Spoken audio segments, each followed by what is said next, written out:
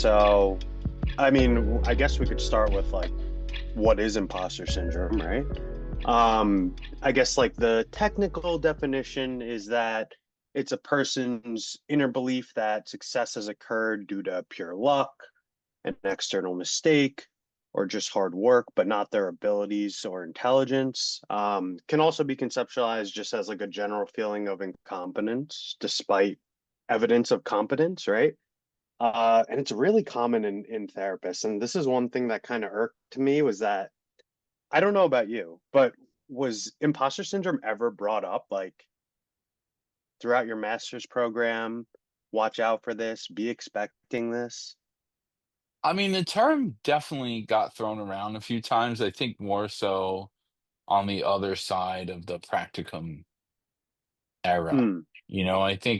I think people in their first, semester of treating clients for real and not just Hmm. theorizing about it, that's when I think people started to talk about it more. But I wouldn't see it as a component of the education though. I think it was more in our sort of group conversations that we It came had. up.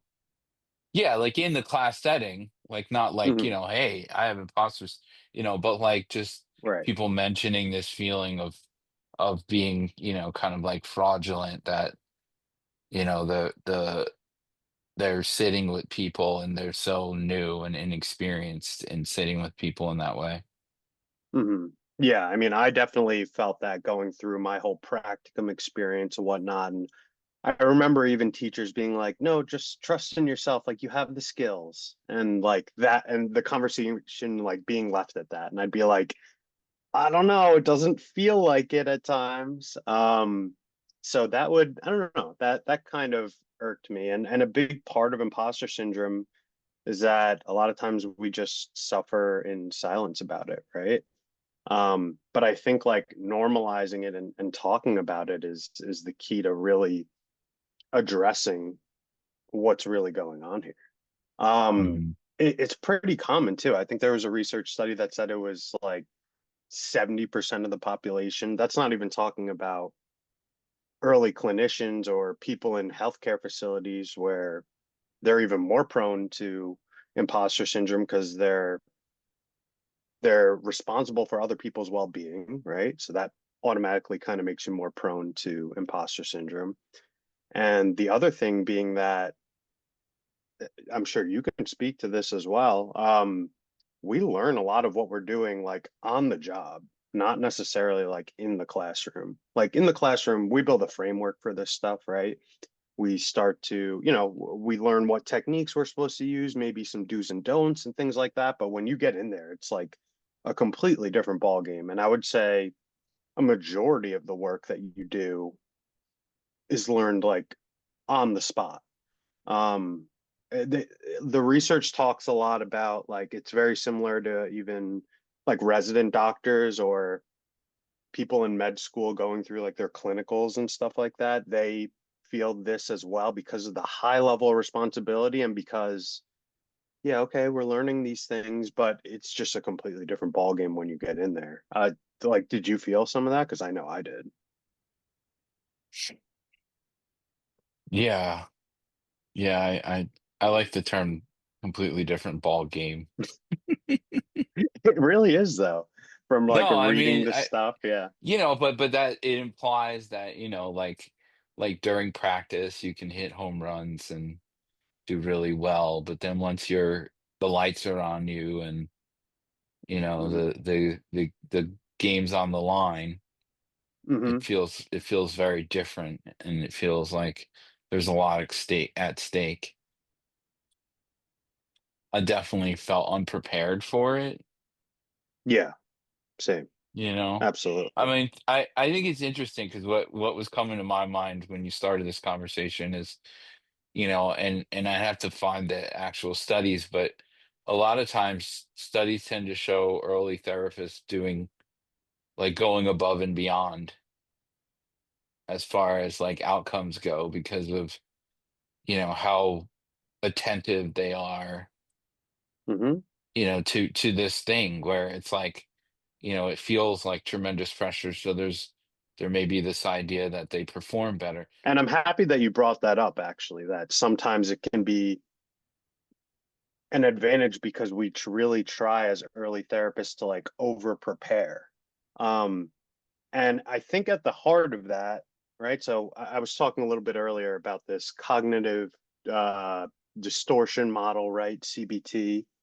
And really where imposter syndrome comes from, I think, is at the heart of it, we have this feeling like I'm inferior, or I'm not necessarily supposed to be here, or I don't really have what it takes to be able to deliver really good therapy to this client that, and I've never done this before. And actually we're driven by that feeling of inferiority to over prepare. And of course, that can be a good thing, right? You can go one of two ways in order to deal with the anxiety that comes from that feeling of inferiority. The two ways is you can over prepare or you can procrastinate. And both have their pitfalls. I mean, over preparing, I think, is that's kind of the path that I took when I would start, right? I couldn't tell you how many notes I had and running groups. Like I would write down 5, 10 different topics that I could go to just in case, and had subtopics underneath each sub like topic, and it was a lot.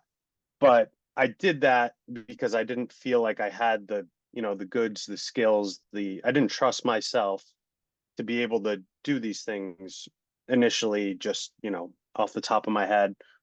Rightfully so too, because I wasn't the most experienced, but it also makes you really prone to symptoms of burnout and emotional exhaustion. And I know that we see that a lot with people going through practicum. Like they're getting through it. They're they're able to do the work. There are clear signs of improvement, but they are just like, I don't know how long I can keep this up for. Um, I remember feeling like that when I was doing my practicum. I felt like I was doing all the right things, like I was taking the right approach and preparing well, but I was like, I don't feel like I can keep this up. And when practicum ended, like it was such a big relief to be able to get a month or two off where I didn't have to do therapy for a little while. And yeah, there were questions in my head that were like, is this even for me? Like, I'm going to do this for 20, 30, 40, 50 years? Hmm. I mean, I think I'll say something and then have a question for you, Yeah. in that the overwhelm may connect to that idea of, like, am I helping? You Mm. know, Mhm. like, am I helping? Is this really therapy?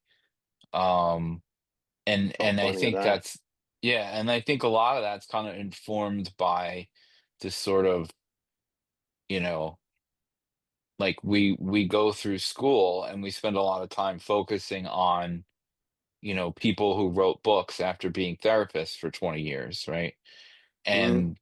And so we compare ourselves to these videos, of people who have had decades of experience, Hmm. and I don't know that even people who have a lot of experience would even maybe measure up to these greats that get recorded and disseminated through counseling school.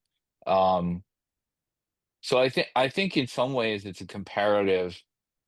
a negative comparison, an unfair negative Hmm. comparison. Um, but my question more about it was with you is like, to what degree did you feel um this belief about being an imposter, like, did kind of bear on you towards burnout and fatigue?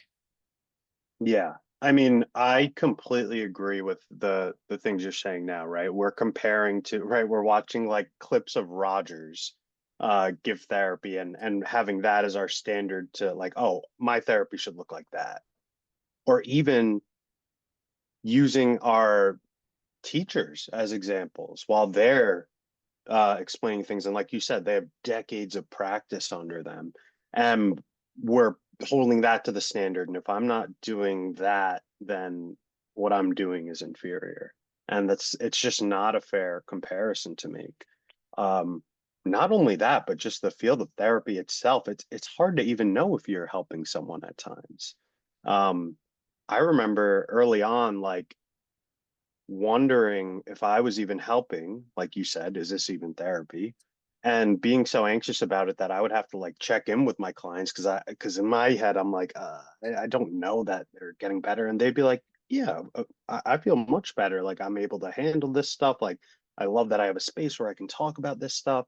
And I was just in my head about, to your point, it's not maybe looking like the way I expect it to, or not up to these standards that I built in my head. Um, so yeah, there's that just like driving force of like inferiority that drives some of these like maladaptive coping behaviors, like over preparing or procrastinating. But over preparing and procrastinating, like if taking either of those routes, right, throughout your career as a therapist is not sustainable. Um, and I think that's because it's not addressing the main issue. It's just like a temporary like relief or a temporary strategy to get past these feelings of anxiety. It's not dealing with that core belief, going back to the CBT model, that I'm inferior, or yeah, I'm not helping here. Uh, and I think we really need to look at those core beliefs and kind of stop this cycle of self-doubt, because when it comes to imposter syndrome, it's almost like a fear of success and a fear of failure. If you're successful, right, and you're doing all this over preparing, but you still feel like, oh, maybe I'm not good enough, you have the pressure of keeping this up. And that's where the pressure and the burnout comes from. And then also there's that pressure and fear of like being outed as a fraud, right? Like how did this person get in this position? Like, do they really know what they're doing? And I'm I mean, I feel like I had situations like that. I could definitely think about it during my practicum where I felt like that from direct like client feedback. I don't know. I remember one time I had a group therapy session, and maybe the way the session was going got a little, I was having a little difficulty controlling where the conversation was going, and and I remember one person spoke out and was just like, I joined up for this to stop my addictions and to have a tool. And sometimes I feel like we're just talking about some nonsense. And I so internalized that in the moment. I was like, oh my gosh, I'm not like good. And, I'm not able to handle the room. And like, but at the end of the day, and this is really what we need to do when it comes to imposter syndrome, as individuals and as the field, is understand that this is part of the process, right? Like we need to normalize this feeling. I think that it shouldn't just be mentioned during practicum when someone's like, oh, I feel like I'm not adequate at delivering this stuff. I think we should be prepared more beforehand, and these things should be normalized, and it should be, yeah, discussed as part of the process. I think when you look at it from that frame, when you start to do your own self-reflection, it becomes less of this internalizing failure and just understanding that this is a stepping stone on the journey to becoming a better therapist. Um, and this syndrome doesn't just go in, like, it's not specific to the field of therapy. This can be happening in anything. It could be happening if you get a new job as a cashier and you don't know how to manage, like how to use the cash register or how to get the order right for the customer. Like you people can easily internalize that as like, man, I'm just not good enough for this, or like I'm not good at anything, I can't even get this down. But when you normalize that, okay, in the beginning there's going to be some growing pains. There's going to be this period where I need to learn and kind of take the hits so that I can develop the proper knowledge, develop the proper experience so that I can deal with these things more regularly and more efficiently in the future. When we are able to reframe our self-reflection in that way, it makes it feel a lot less heavier and also gives us a path to becoming better as opposed to hiding these feelings and continuing to over prepare or just thinking I can't do this and then maybe eventually quitting the job or quitting the field. I was speaking with a student about this. I think we were even speaking about this, that like there's a lot of people in the field of therapy that end up leaving, going Mm, through the schooling, right? Putting all that money in, putting in the hours, and then just feeling like, you know what, this ain't for me. And I think a lot of that is driven by imposter syndrome and it not being addressed in the proper way. mhm. Yeah. I mean, I have a bunch of like curiosities too about that, you know. Just Yeah. I mean, my first thought is like I wonder in other cultures, like cultures that are, you know, I mean, we can use the word indigenous, but I don't, you know, to me they're just it's just natural, you know, I hear that you. these people would you know, have these roles like let's say of doing specific tasks like gathering, hunting, whatever, right? And Hmm. craft making and things like that. And I wonder what they would have called this, or if it would even have existed. Hmm. Yeah, that's interesting. I mean, I'm sure the feelings must have arose, but I wonder how the, I guess the more experienced people, right, that were like the mentors, how they would Mhm. address that problem with these people experiencing those feelings. I think the feelings are Or completely natural. or that, you know, it could mitigate the feeling altogether, and that, you know, like if we and you asked for this because you said you wanted kind of like a socially constructed perspective on Let's hear it. it. I mean, I might argue, you know, that essentially in a capitalist society, we can't afford to walk with people through the process of Mm, learning. So hmm. like we don't do live supervision, um, typically, right? Yeah, Most supervisors don't do live supervision. yep. Um, so there's not like this sort of feedback. Um, I think it's great that you ask your clients for feedback. I think we should always ask our clients for feedback. You know, I Hmm. mean, you know, in dealing with the hierarchy, we to assume that the things are working based on only on our own perspectives doesn't seem fair. One of the biggest, I guess, ways to address imposter syndrome and to get past it is having good supervision. That's what a lot of the research says. Um, I don't know about you. I've worked in different fields, right? I think I've talked about a little where I've worked in the hospital, I've worked private practice, I've done substance use outpatient, and I've had different kinds of supervision. And oh my gosh, when I was in the hospital, my supervision was here and there. If you have a question, come and ask me. It was not the kind of proper supervision that we're trying to allude to right now to really help with that development. And it puts a pressure on you. It definitely puts a pressure on you.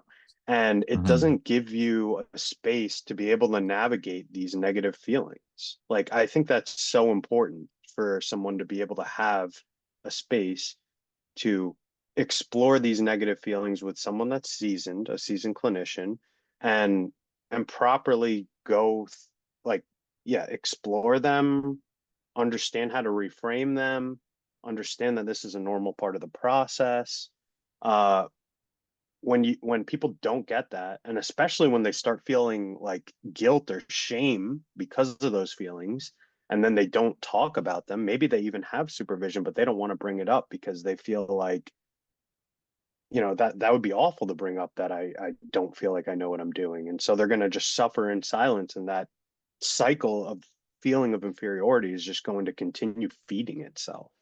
Um, but I think a good supervisor intentionally creates the space, intentionally brings up these conversations in order for a new clinician to be able to properly develop.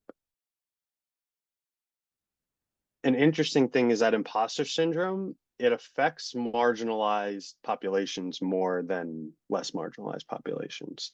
The research is pretty clear about that, which, and I think the idea is that everyone has to navigate through imposter syndrome feelings, right? Even the most privileged of people are going to encounter these feelings. But I think the idea is that they stick more to marginalized populations because of what they're seeing around them and the story that kind of society has created, and the weight of just being in a marginalized population, or being a part of a marginalized population rather.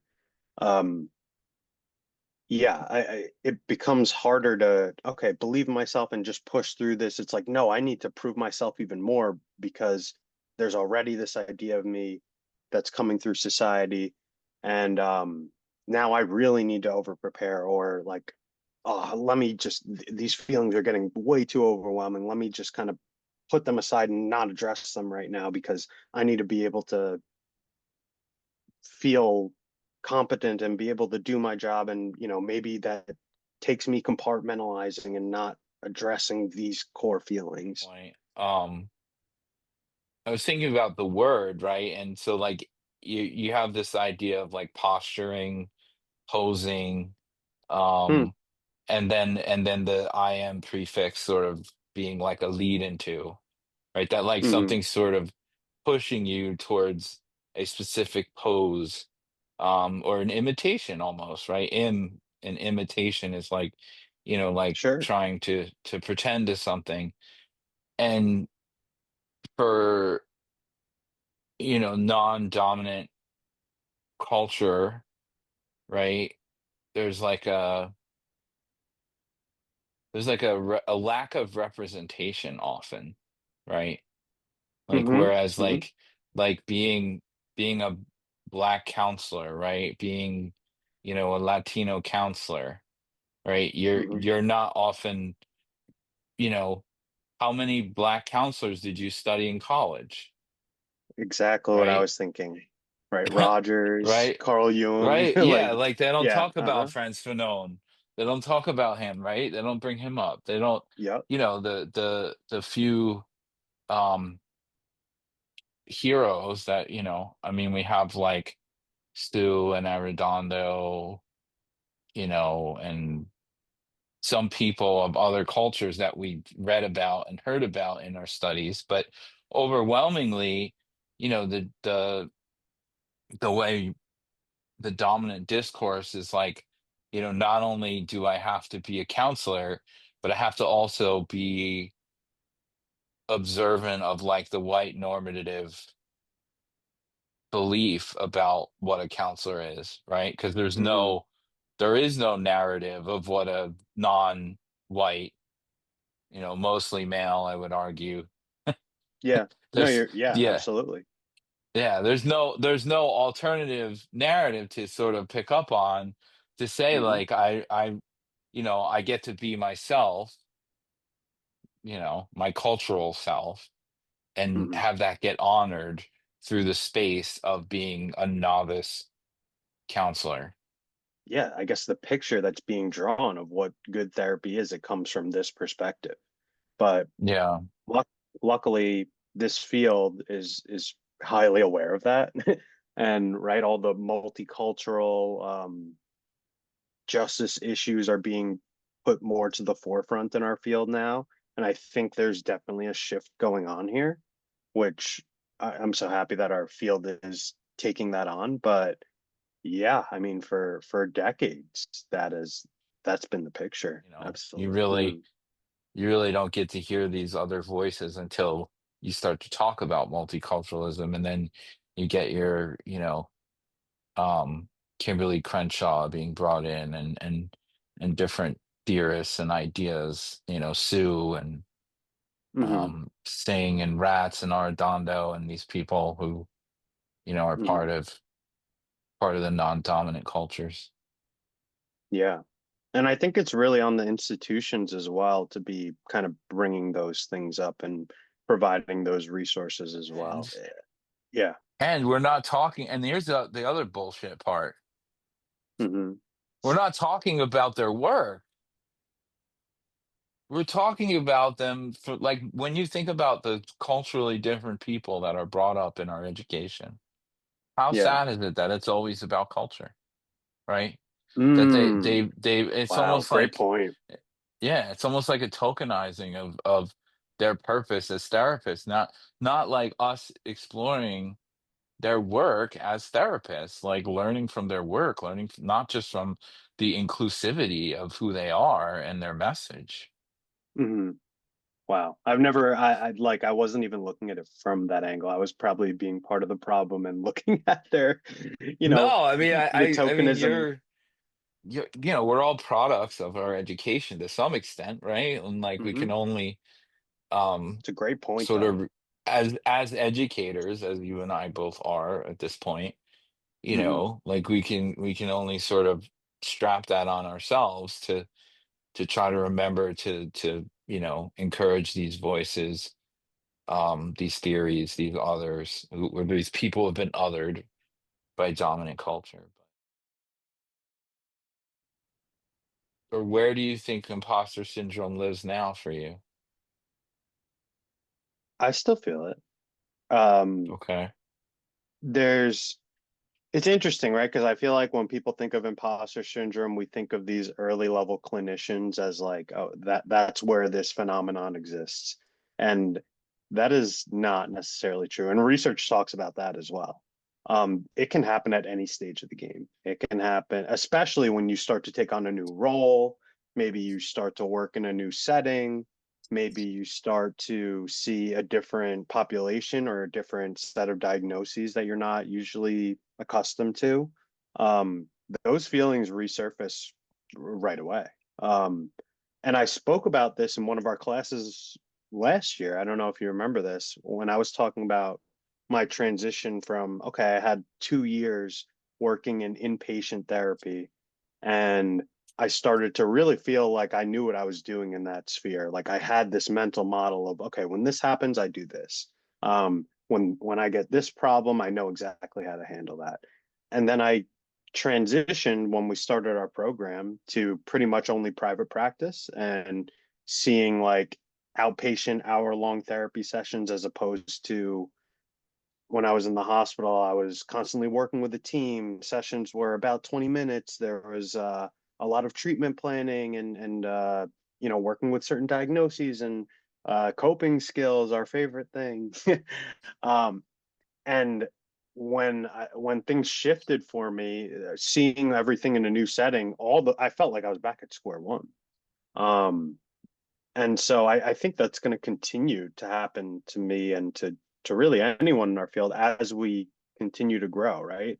If we're trying to use a new modality, like I'm interested in IFS, right? And when I start to try and use that conceptualization, start to use some of that language, I start to get those feelings again. I'm like, is this good? Am I meeting the standard? Is this the way that it's supposed to be done? Like, I think that's going to come anytime you try to grow in those initial stages. So it's not just Mm. being about an early level clinician. I think it's anytime you're trying to build some new skill or expand your horizons in some sense, I think that comes. I definitely felt that when we started this program and I started teaching, I remember the first time I was teaching, I was like, who the hell put me here? This feels insane. I can't believe I'm teaching a class right now. Um, but I took all those things into perspective, right? I was like, okay, this is part of the process. This is how it's supposed to feel. I'm not going to internalize this. I'm going to roll with the growing pains, learn from my mistakes, and I'm going to get better at this. Uh, and the other thing that's super helpful, and the research is pretty big about this as well, is just use your social supports and talk about this stuff. Like, I love talking with you and all our classmates when I'm like, I don't know what's going on, or I am feeling so overwhelmed right now. Like, I don't know how I can keep up with all this reading. Like, being able to lean on you guys and understand that you guys are going through a lot of the same feelings that I am just helps to normalize it, and then helps me not to internalize it, and helps me to take that constructive approach where, yeah, it's not a me thing. This is part of the process. I'm supposed to be going through these uncomfortable situations, and that's how I get the experience to get better and grow. But I want to shoot that same question back at you. Do you feel like you're feeling, now that you've been in the field for a few years, do you feel like you experience it? Um, I mean, I've I'm kind of trying to figure out like to what degree is this, you know, something natural, right? That like there's always um a feeling of being uncomfortable when we're doing something that we haven't really done before, haven't Hmm. really done a lot. Um, Therapy is something that's so unpredictable to some extent. Um, Something I thought about earlier that kind of went through in my mind was about, whether we're really equipping people.